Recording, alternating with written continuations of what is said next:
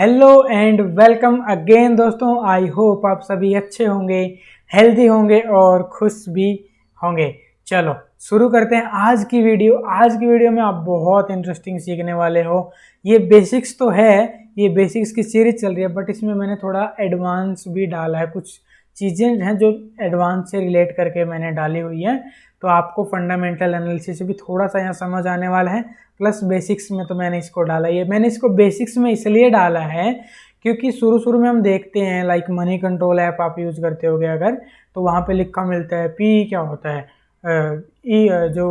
EPS क्या होता है, और फिर ये हमारा बुक वैल्यू क्या होता है, ये सब क्या होते हैं। तो ये बेसिक्स में ही मैंने डाले हैं इसलिए, क्योंकि शुरू में जब हम देखते हैं तो हमें थोड़ा सा पता होना चाहिए। क्योंकि मैंने जब शुरू में स्टार्ट किया था तो मुझे लगा था यार ये चीज़ें तो बेसिक्स में होनी चाहिए पता, बट मुझे ये फंडामेंटल्स के जब मैंने कोर्स लिए थे तो वहाँ मुझे पता चला था फंडामेंटल कोर्स में, तब मुझे लगता है कि ये बेसिक्स में आना चाहिए। ठीक है, तो इसलिए मैं इसको बेसिक्स में कवर कर रहा हूँ। चलो शुरू कर देते हैं बिना टाइम वेस्ट किए। अगर देखो ये सीरीज पसंद आ रही है दोस्तों तो वीडियो को लाइक जरूर कर दो, और अगर आपने पिछले वाली वीडियोज़ नहीं देखी तो उनको पहले ज़रूर देखो, क्योंकि वहाँ से कुछ ना कुछ रिलेट होके आगे निकल के आता है। तो फिर बीच में प्रॉब्लम हो जाती है, फिर आप बोलते हो कि ये नहीं समझ आया। तो इसलिए मैं बोलता हूँ एक बार पिछले शुरू से देख लो इस सीरीज़ को, बहुत अच्छी है।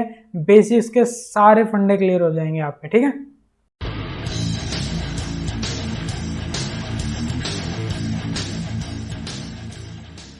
चलो आज हम सीखने वाले हैं वैल्यूज़ के बारे में, कि कुछ वैल्यूज़ हम देखते हैं लाइक मनी कंट्रोल पे देखते हैं। जैसे कि मैंने यहाँ पे एक खोला भी हुआ है रिलायंस में कि अच्छा यार ये ईपीएस क्या होता है, पी क्या होता है, सेक्टर पी क्या होता है, बुक वैल्यू पर शेयर क्या होता है, पीबी क्या होता है, फेस वैल्यू क्या होता है। फेस वैल्यू अच्छा हमारा हो चुका है, डिविडेंड यील्ड भी हमारा हो चुका है। तो ये सब क्या होते हैं, ठीक है, जो मैंने इंपॉर्टेंट मुझे लगे कि ये तो एटलीस्ट बेसिक में पता होना चाहिए, वो मैंने इस वीडियो के अंदर जो है मैं इंक्लूड करने वाला हूँ और आपके सामने रखने वाला हूँ। बहुत इंटरेस्टिंग वीडियो होने वाली है, तो वीडियो को एंड तक जरूर देखना। ठीक है, चलो शुरू कर देते हैं। तो बुक वैल्यू क्या होती है? बुक वैल्यू होती है कंपनी की नेट वर्थ। अब इसको नेट वर्थ को हम थोड़ा सा इजीली वे में समझते हैं। अभी जैसे मुकेश अंबानी की net worth according to 2022 data 89 billion USD है। ठीक है, तो मतलब 89 बिलियन यूएसडी, खेल देश के सबसे अमीर इंसान है इसलिए। तो क्या 89 यूएसडी 89 बिलियन यूएसडी, मतलब मुझे बोलने में दिक्कत आ रही है, सोच सकते हो कितनी बड़ी नेटवर्थ है। तो यही होता है। ठीक है, तो अब देखो इसमें क्या होता है कि क्या जो मुकेश अंबानी सर के पास सब कुछ है वो सब कुछ इंक्लूड हो गया? हाँ हो गया। तो ऐसा तो नहीं होता बड़े लोगों के पास कि सब कुछ एसेट्स ही में हो, कुछ लाइबिलिटीज़ भी होती हैं। लाइबिलिटीज़ इन द सेंस उन्होंने कोई लोन ले रखा होगा बड़ा, वो हो सकता है किसी भी रीजन की वजह से, मान लो उन्होंने कोई नई गाड़ी निकाली है। ठीक है, तो कभी भी ऐसा नहीं होता कि वो कैश में खरीदते हैं नई गाड़ी, हमेशा ईएमआई पे चलती है। ठीक है, वो ईएमआई पे इसलिए चलती है कि टैक्स कम हो सके। ठीक है, मैंने मैक्सिमम जहाँ तक देखा है फुल ऑन कैश बहुत रेयर उठाते हैं, क्योंकि पूरा कैश में उठाने में फ़ायदा नहीं होता। ठीक है, तो एक बार उसकी ईएमआई बनवा देते हैं, फिर उसको जल्दी पे कर दो तो एक ही बात बन जाती है।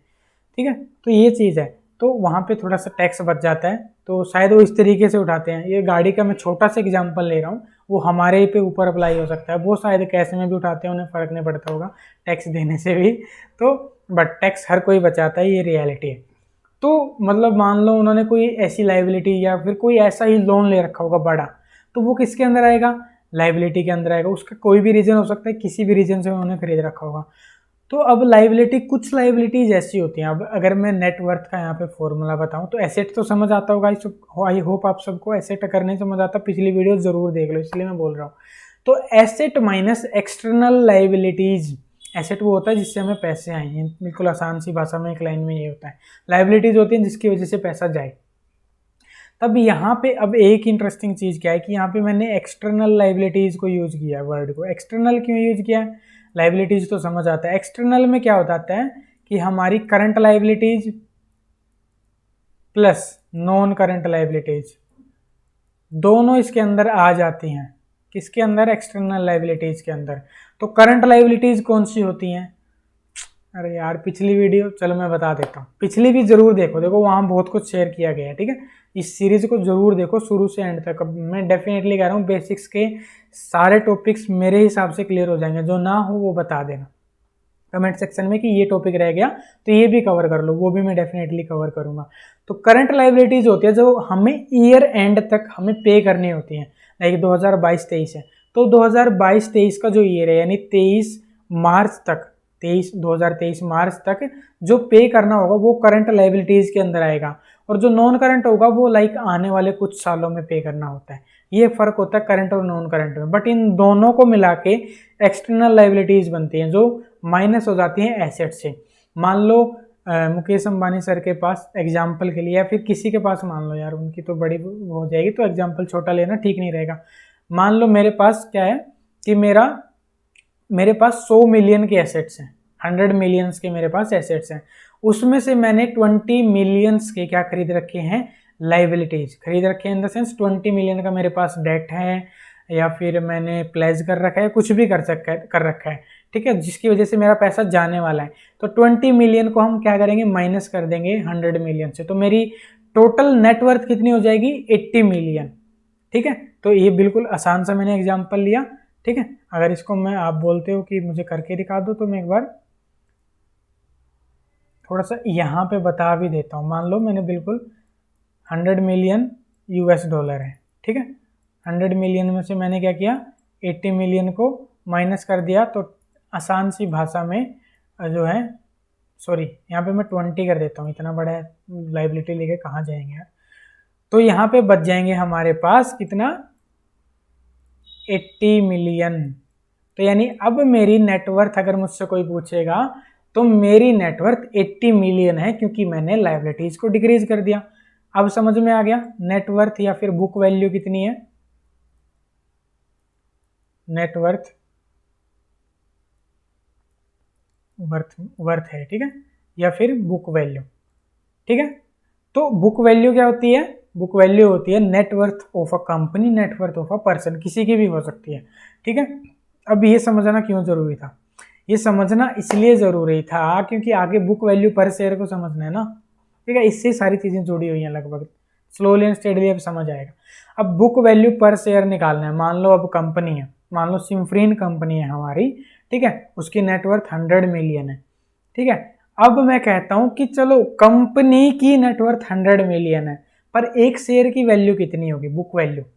ठीक है, तो उसके लिए आसान सी भाषा में यहाँ पे जो मैंने क्या किया हुआ है, देखो जो ये सारी वैल्यूज हैं ये आपको इजीली मनी कंट्रोल पे मिल जाएंगी, बट आधा ज्ञान खतरनाक होता है, इसलिए मैंने यहाँ पे फॉर्मूलाज भी साथ में दिए हुए हैं कि आपको पता हो कि निकालते कैसे हैं। बेशक आप थोड़ा सा ट्राई कर सकते हो, ठीक है, बहुत डीपली मत जाना, बट एटलीस्ट आपको पता होना चाहिए कि निकालते इनको कैसे हैं। ठीक है, तो जैसे यहाँ पे बुक वैल्यू पर शेयर निकालने के लिए आसान सी भाषा में क्या करना, book value divided by number of shares, total number of shares of the company नीचे कर देंगे, ऊपर जो भी बुक वैल्यू आएगी वो निकाल देंगे। अब बुक वैल्यू पर शेयर हमें पता लग गई, इसका मतलब क्या होता है, इसके मतलब को समझने के लिए हम क्या करते हैं, रिलायंस पे जाते हैं। यहाँ पे अब अगर देखोगे तो हमें ये तो पता लग गया कि बुक वैल्यू क्या होती है। अब book value per share Reliance की कितनी है, 1255 रुपये, कितनी है, 1255 रुपये। अब 1255 रुपये बुक वैल्यू पर शेयर है, दैट मीन्स क्या, दैट मीन्स क्या कि एक शेयर की कीमत असल में 1255 रुपये होने चाहिए, एक शेयर की कीमत असल में 1255 रुपये होने चाहिए अकॉर्डिंग टू द नेटवर्थ या बुक वैल्यू। ठीक है, नेटवर्थ समझ आया था ना कि लायबिलिटीज डिक्रीज कर दी, अब लायबिलिटीज भी कंपनी के पास है, एसेट भी कंपनी के पास है, लायबिलिटीज निकाल दी, सिर्फ एसेट बचे, तो एसेट के स्पेशली एसेट के बेसिस पे कंपनी के एक शेयर की वैल्यू 1255 रुपये होनी चाहिए, बट 1255 रुपये क्या है, कंपनी के शेयर का प्राइस नहीं है, वो है 2500 रुपये। ठीक है, तो अब नेक्स्ट टर्म आ जाती है price to book value. Price to book value बहुत इंपॉर्टेंट चीज है, ध्यान रखना।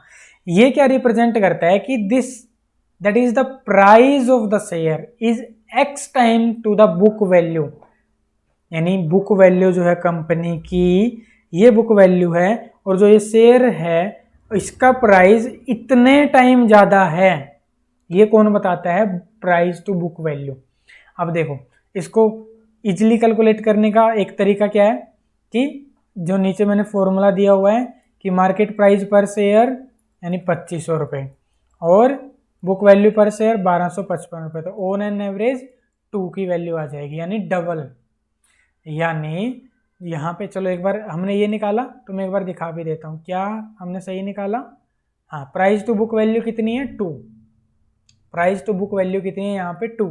तो ये क्या रिप्रेजेंट करता है, ये रिप्रेजेंट करता है कि असल में हम जो पैसे दे रहे हैं एक शेयर को खरीदने के लिए वो डबल पैसे दे रहे हैं।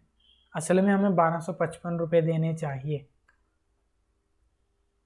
अब सोचोगे मतलब हमें रिलायंस का शेयर नहीं खरीदना चाहिए, नहीं, एक्चुअली क्या होता है वो सारे भी फंडे होते हैं, सिर्फ एक ही फंडा नहीं होता, ठीक है। तो और चीज़ें भी देखनी होती हैं। तो हम जो है 2500 रुपये देने के लिए तैयार हैं, यानी पैसे डबल देने के लिए तैयार हैं रिलायंस का एक शेयर खरीदने के लिए। समझ आया। अब उसके कुछ रीजन्स हो सकते हैं, क्यों, कंपनी की और चीज़ें भी तो स्ट्रॉन्ग है ना, तभी तो हम 2500 पे खरीद रहे हैं, तभी तो इन्वेस्टर्स लोग जो 2500 पे खरीद रहे हैं, 2400 पे। जब 2250 पे आता, बहुत पहले की बात है, तब मैंने बोला था कि 2250 पे तो अगर आ जाए ना, जब ये लगभग 2360 के अराउंड था, मैंने बोला था अगर ये 2250 आ जाए ना, भूल के भी छोड़ना मत इसे, मतलब इससे अच्छा मौका नहीं मिलेगा खरीदने का रिलायंस को। तो उस टाइम पे वहाँ से 2250 से जो भागा था, क्योंकि वहाँ पे क्या थी, बुक वैल्यू बिल्कुल ठीक आ गई थी, सही उस पर आ गई थी कि इतना चल जाएगा, ठीक है। तो इसीलिए मैंने वहाँ पे बोला था। तो वहाँ फंडामेंटल रीजन भी था और टेक्निकल रीजन भी था। आई होप अगर आप उस टाइम मेरे साथ जुड़े होंगे तो फ़ायदा उठाया होगा, ठीक है। मुझसे मिस हो गया था, क्योंकि मिस इन द सेंस मैंने मिस कर दिया था कह सकता हूँ, क्योंकि मैं ट्रेडिंग करता हूँ, मैं जो है मैं डे ट्रेडिंग ज़्यादा करता हूँ। अब बोलोगे डे ट्रेडिंग करते हो फंडामेंटल्स में क्यों घुस रहे हो, भैया नॉलेज सारी चीज़ों की रखो। नॉलेज आप मतलब स्टॉक मार्केट में घुसने का मतलब मैं मानता हूँ कि भाई तुम्हें फंडामेंटल भी आने चाहिए, तुम्हें टेक्निकल भी आने चाहिए, नॉट बिकॉज कि तुम्हें दिखाना है किसी को, बट अपने कॉन्फिडेंस को इंक्रीज करने के लिए। इसलिए मैंने फंडामेंटल्स भी सीखे हैं कंपनीज के, मतलब कैसे रीड करते हैं, और मैंने टेक्निकल भी सीखा है, एडवांस भी सब सीखा है, ठीक है। आना चाहिए, अपने कॉन्फिडेंस को इंक्रीज करना बहुत ज़रूरी है।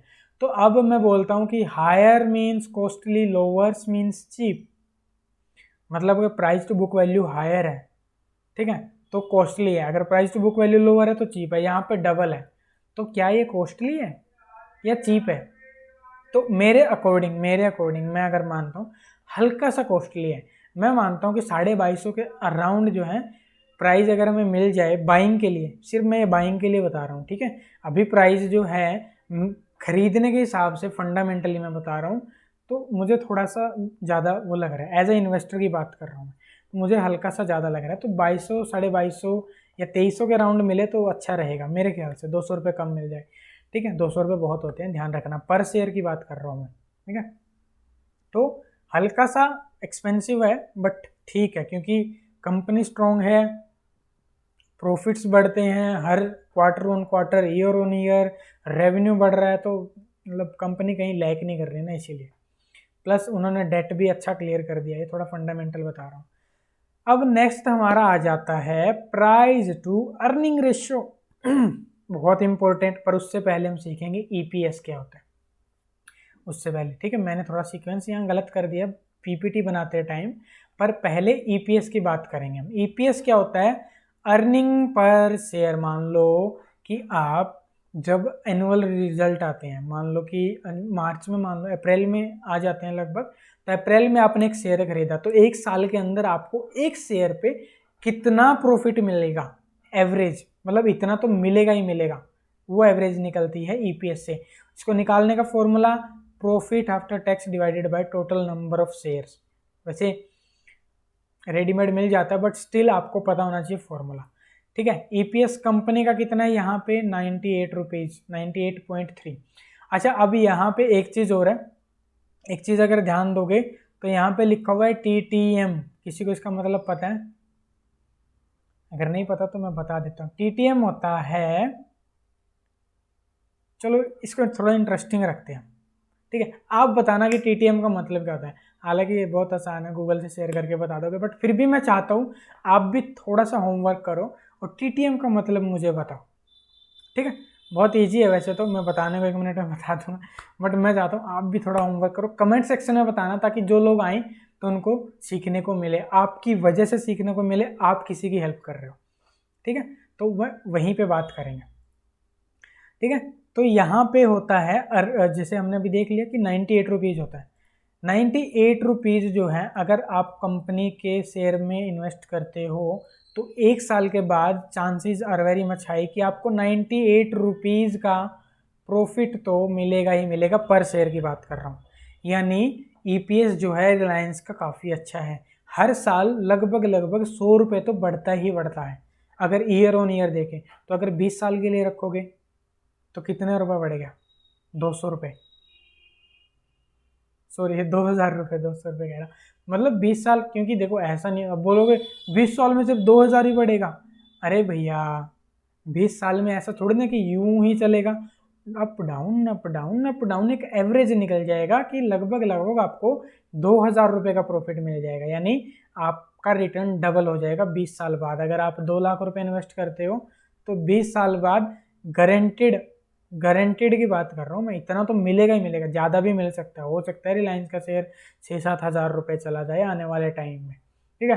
हो सकता है उसके बाद ये स्प्लिट कर दें तो दोबारा उसी पे आ जाए, बट आपको प्रॉफिट तो उतना ही मिलने वाला है, हो सकता है 4-5 गुना आपको 5 साल में मिल जाए। रिलायंस स्ट्रॉन्ग कंपनी है, बहुत अच्छा मूव करती है, और पैसे अगर आपको सेफ साइड में रखने हैं तो रिलायंस में आप इन्वेस्ट करके रख सकते हो लॉन्ग टर्म के लिए, ठीक है। This is just a knowledge, कोई एडवाइस नहीं है कि खरीदना ही है।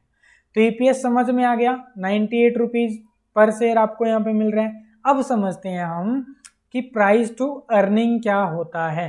पहले इसका फॉर्मूला, ठीक है, ये price to earning value ratio, बहुत सारे लोगों, अगर आप देखते होगे ना न्यूज़ चैनल, हम बोलते हैं ना कि पी रेशो बहुत अच्छा है, यहाँ पे खरीद लेना चाहिए, बट मैं एक बोलता हूँ बात कि कभी भी सिर्फ पीई के बेस पे मत खरीदो, पहले बहुत सारी चीज़ें उनको देखो कि वो सही है, लास्ट में पीई पे आओ किसी भी कंपनी के। तो मैं बिल्कुल लास्ट में देखता हूँ कि कंपनी का पीई क्या है, मैं कभी भी प्रायोरिटी नहीं देता पीई को। अगर बाकी चीज़ें सही है, पीई सही लग रहा है, ठीक है, थोड़ा ऊपर नीचे भी है तो चल जाता है, ठीक है। अब इसको निकालने का फॉर्मूला सीधा सा और सिंपल, प्राइस टू अर्निंग है तो सीधा सा समझ आ रहा है, प्राइस टू अर्निंग कि कितने प्राइस पे कितनी अर्निंग आने वाली है, ठीक है, वो हमने निकाल लिया 98 रुपीज़ है। तो इसको जैसे निकालने का दूसरा तरीका क्या है, मार्केट प्राइस पर शेयर प्लस ईपीएस, ठीक है, मार्केट प्राइस पर शेयर प्लस ये क्या हो गया, मार्केट प्राइस पर शेयर प्लस ईपीएस। अब मार्केट प्राइस क्या है, 2500 रुपये, और ईपीएस कितनी है, 98 रुपीज़, ठीक है। इसको डिवाइड कर दो तो ऑलमोस्ट ये हमारा कितना आ जाएगा, 22 के अराउंड आ जाएगा आई थिंक,